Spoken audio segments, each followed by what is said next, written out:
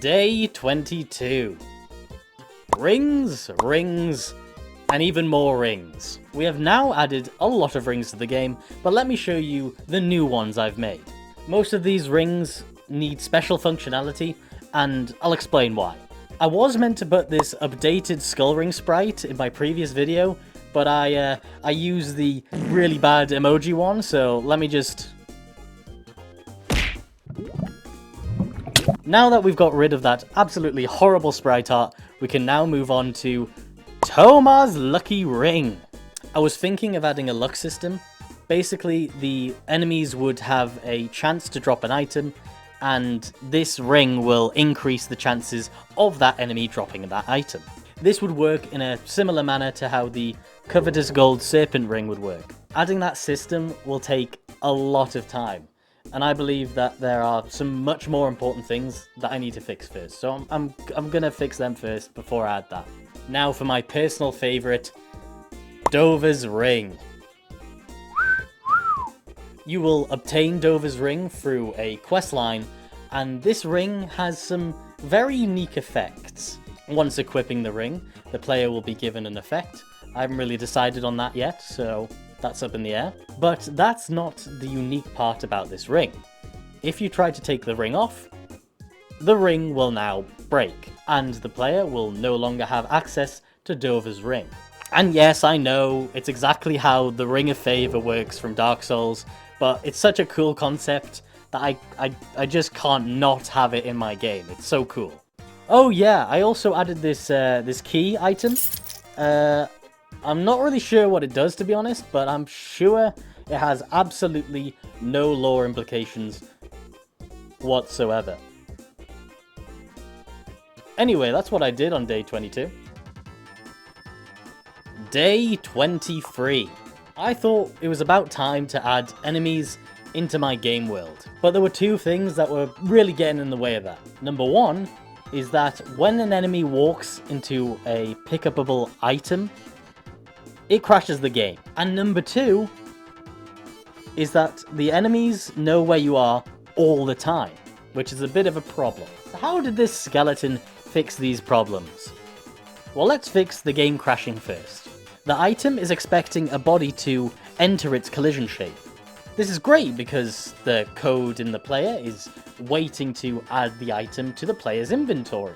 But when an enemy walks into this item, the enemy doesn't have an inventory for this item to go in. So how did I fix this? Well, I already had something called a player group. This group only includes, unsurprisingly enough, the player. So all I had to do was add this line of code that checks if the body that has just entered is inside of the player group. Then it will add the item to the player. And this else, meaning for bodies that are not inside of the player group, it will do nothing. And that's what the problem was. It was going, what do I do with this information? Okay, I'm going to crash the game. But now we've told it, don't do anything with the information, because you don't need to do anything. And the computer's like, I got you. So anyway, fix that bug. Hooray. I then looked at the enemy script. Listen, this script is perfect for the endless mode, so I didn't actually want to change this code. However, this code is really, really bad for the main game, as the enemies, wherever they're placed inside of the map, will always know where the player is, and attempt to move to the player, and then attempt to kill the player. And I want them to stay at a specific position until the player gets into their, let's say it's an aggro zone. So, what I did was duplicate my enemy's scene, and added a new script to it.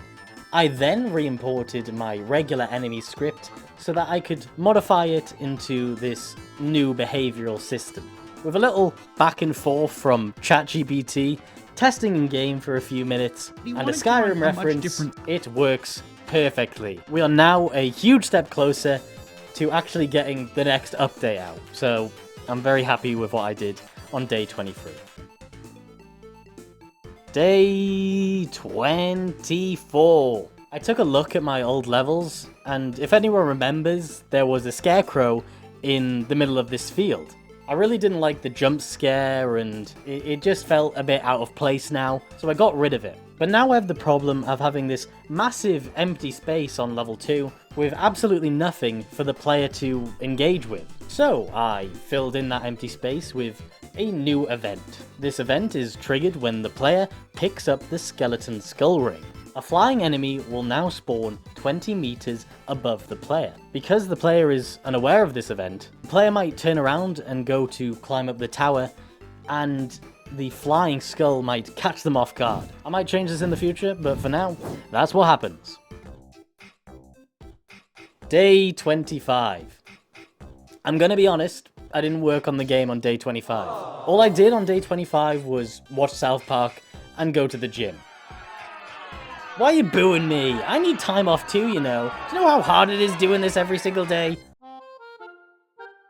Day 26. Day 26 was another beautiful day drawing with Millie. I was thinking of adding some kind of money to the game and wanted to draw some coins. But then I realized these would be perfect for Steam achievements. For those that don't know, Steam achievements are like these little photos that you get after doing a certain task. Let's say it's talk to every NPC in the game, and there will be a little achievement for you. I've hidden some lovely little Easter eggs in some of these, and one that a particular fat furry would rather enjoy. Here are some of Millie's drawings. They look super cute.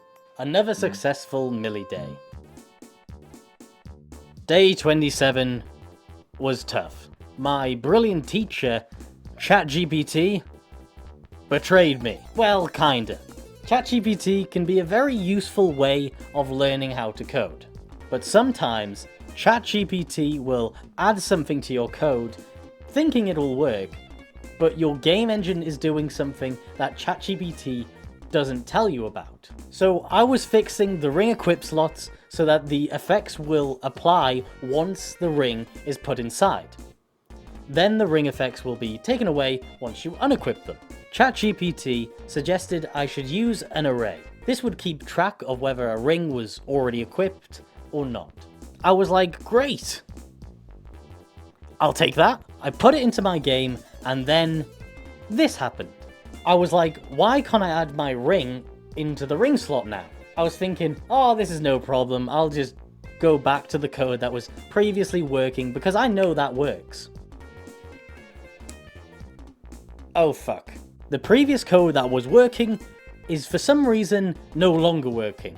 And I was going nuts. I was livid. Chatgpt had me by the balls, and there was nothing I could do about it. I was defeated.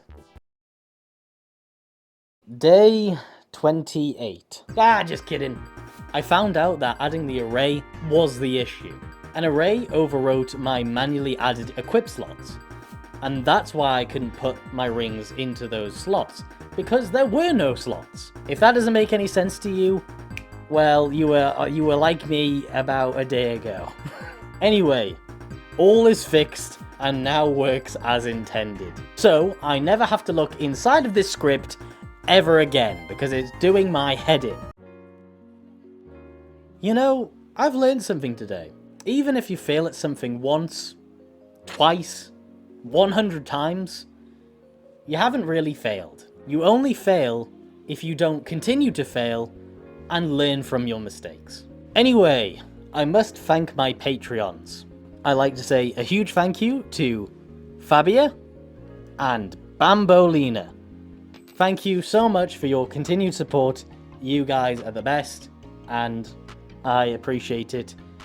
Thank you, thank you, thank you, and thank you to my $1 patrons. Your support is amazing. Thank you, thank you, thank you. Anyways, that's the end of the video. Thank you so much for watching. Please subscribe if you haven't already, because it really does help me. Anyway, I'll see you next week. Bye-bye! Bye.